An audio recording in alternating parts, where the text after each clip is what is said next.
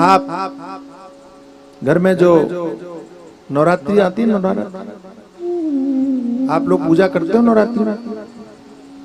कन्या पूजन करते हो? कन्या, अरे बोलो, कन्या पूजन करते हो? तो आप पूजन करते हो, बहुत अच्छी बात है, लेकिन मैं आपसे निवेदन करता हूं कि कन्या पूजते समय आप अपने बच्चों से कन्या की पूजा करवाइए। समझ में आया? लड़कों से पूजा करवाई, उनसे कही चलो पूजा करो, थोड़ा सा आनाकानी करे, छोटे बच्चों से आदत डालिए, लेकिन आनाकानी करे तो भी कहो, बोले नहीं बेटा हमारी परंपरा है, ये करना चाहिए, ये देवी है। और मैं पूरे विश्वास के साथ कह सकता हूं कि सनातन धर्म की इस संस्कृति को हमारे सभी घरों ने यदि अपना लिया, ये भारतवर्ष बलात्कार के कलंक से मुक्त हो जाएगा। मैं दावे के साथ कह सकता हूं।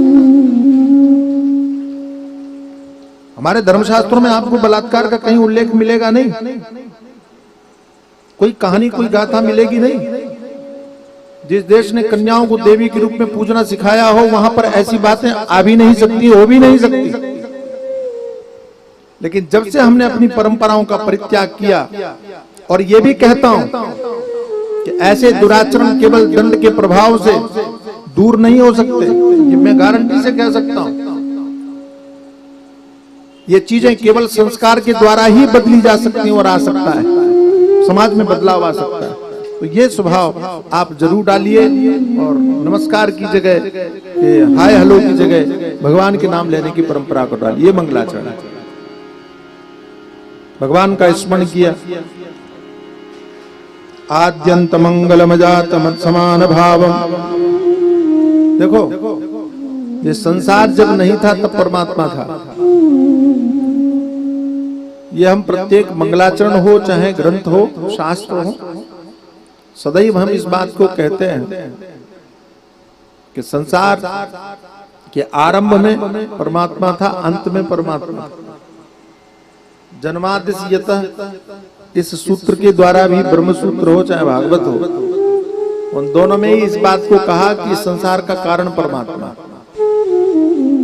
कारण कहने का तात्पर्य है कि जब संसार नहीं था तो भगवान थे, और संसार नहीं रहेगा तब भी भगवान ही होंगे, यानी परमात्मा ही होगा, यानी ब्रह्म ही होगा।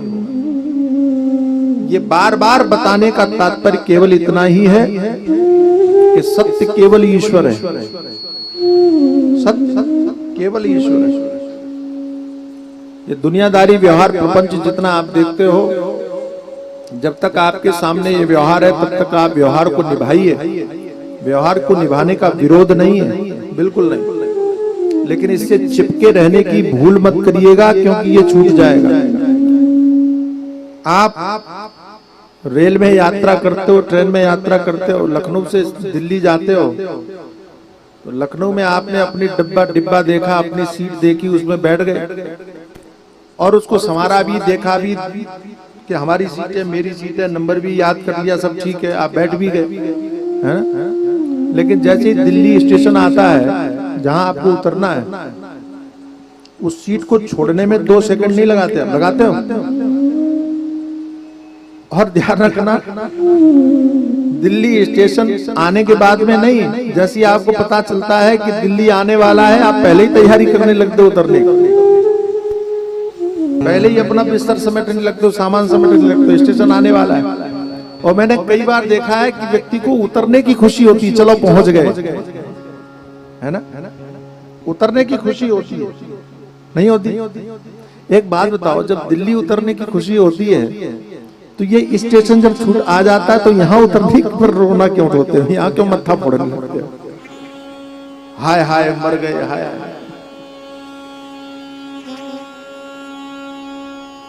अध्यात्म यही तो सिखाता है।